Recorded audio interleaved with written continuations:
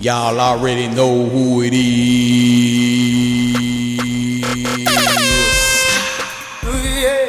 Ladies and gentlemen, boys and girls all over the world, welcome to the Gridiron Sports Podcast. I am your host, Majestic Sounds.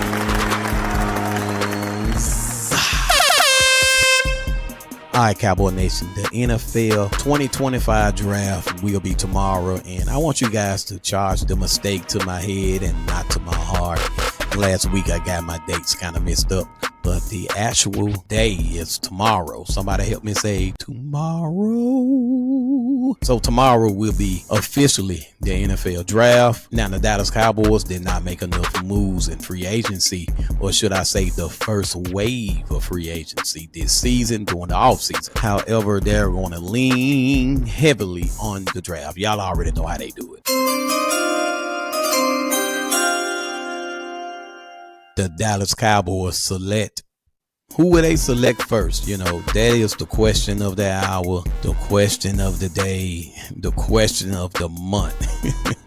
So only one can sit back and see what Dallas is actually going to do, because we got a lot of vacancies on the roster. And I've been screaming this at the top of my lungs on the mountaintop that we need a number 2 wide receiver. Big shout out to Jeanty. He's a solidified number 3 in my humble opinion. And one can argue that Jerry Jones and Stephen Jones' expectations for the rosters was just entirely too high this past season. You can't expect a bunch of young people come in and play like they some 5 and 6 year veterans, to say the least. But one can argue that Jalen Tolbert and Kevontae Turpin did step up in the absence of Ferguson and in the absence of Brandon Cooks. So both of those guys were injured. But shout out to both of the Jalens. A matter of fact, but especially Jalen Tolbert. Ladies and gentlemen, we do have a gaping hole. We most definitely need a yin to go with CeeDee Lamb. So we need CeeDee Lamb to be the yin, and we need for sure certified number 2 wide receiver to be our yang. And we just have to sit back and see after the draft what the Dallas Cowboys decide to do with that situation, because humbly speaking, the draft alone is not going to be enough. And I just wouldn't put that pressure on a rookie to come in, try to fill that second spot. That's going to be a pretty complex spot to hold, coming in as a young guy in the National Football League. So one can argue you still need number 2 wide receiver. And also Trayvon Diggs is still bone to bone, no cartilage in his knee, so he's going to be out. Who knows, maybe 4 to 5 weeks with that situation. So we do need a veteran cornerback on the other side of the run Bland, aka Mr. Pick 6. And I can go on and on the defense. One can argue we might need to get another linebacker. One can argue we need to get big guy in the middle, or will Mozzie Smith step up? You know, who knows what Mozzie is going to do. But it's his 3rd year, so quite naturally, after your 3rd year, people do start to have expectations for you. So hopefully he's healthy and he can step up. But it's nothing wrong with drafting for the future. So I wouldn't mind drafting in that position, at the nose tackle position, the 1 tech or the 2 tech position.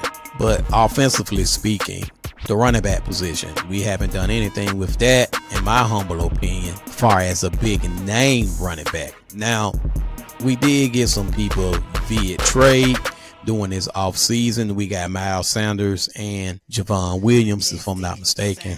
We got those by via trade this offseason.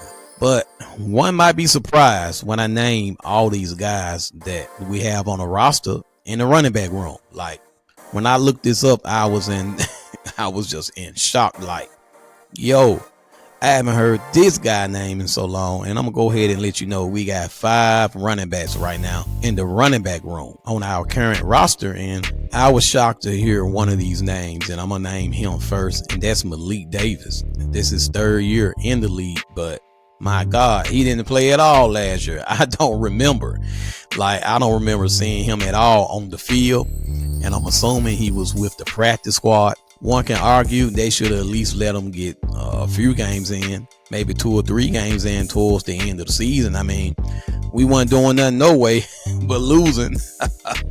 But I totally forgot he was on the roster. And then we still got Luepke. Hunter Luepke can be also considered a fullback, so running back / fullback. And then we got the 7-year pro Miles Sanders, and then we got little Deuce Vaughn. Now this might be a breakout year for Deuce Vaughn, who knows? And then you got Javonte Williams, so this can be a breakout year really for any one of them, but it's still kind of like the unknown. We just don't know with the new coach, with the new coaching staff, with the new philosophy. This might be promising. One of these guys could step up. Now, I don't know which one. You know, I think this is like Deuce Vaughn 3rd year as well. So we got like 3 running backs on the roster. They going into their 3rd year. Then we got Javonte going into his 5th year. And of course, Miles Sanders is the 7-year veteran. So with that being said, we're going to have to draft. I mean, if you're not going to get a big name guy that the defense is going to respect, then you got to lean heavily on the draft. And then after the draft, you can also look at free agency for the second wave of free agency. At this point, at the running back position, that's all we can do. You know, one can argue, and I'm arguing the point, that you should have kept Tony Pollard. He was ready to take a pay cut. I mean, come on. You should have kept him. And then you had opportunity to get Derrick Henry, who works out in Dallas, who has a home in Dallas, but you let that slip through your fingers. You could have married Tony Pollard and Derrick Henry. That could have been thunder and lightning. Oh, but you let it slip through your hands, Dallas Cowboys. Front office, I blame that on Jerry Jones, and I blame that on Stephen Jones. And so this is what we left with, these 5 guys. So the top 3 prospects, and y'all already know who the number 1 running back that's coming out in the draft, and it's Ashton Jeanty. But one will have to trade up to get him. Now, these next 2 names, it's possible. Omarion Hampton, Quinshon Judkins. Those 2 guys, we might can get them. I don't know if they want to trade down. They most definitely don't need to trade up. But Dallas might be trading down so they can get some more picks. So we'll just have to sit back and see. We don't know. A masterpiece said only time will tell. So only time will tell, ladies and gentlemen, what the Dallas Cowboys will be doing in the draft.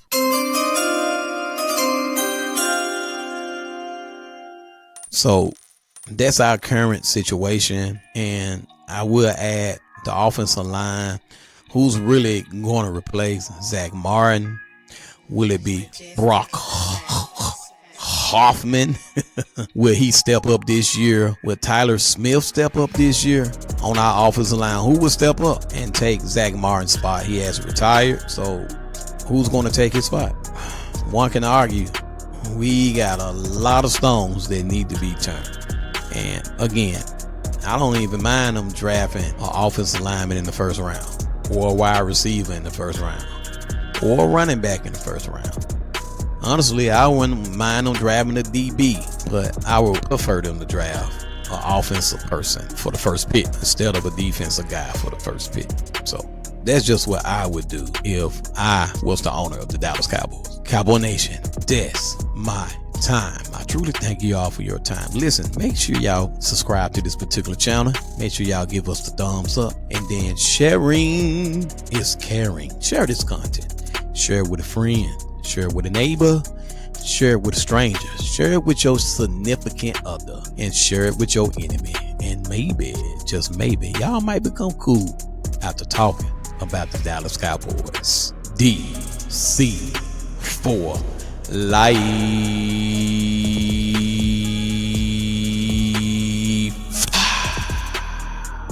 Let's go, front office. Let's go, baby.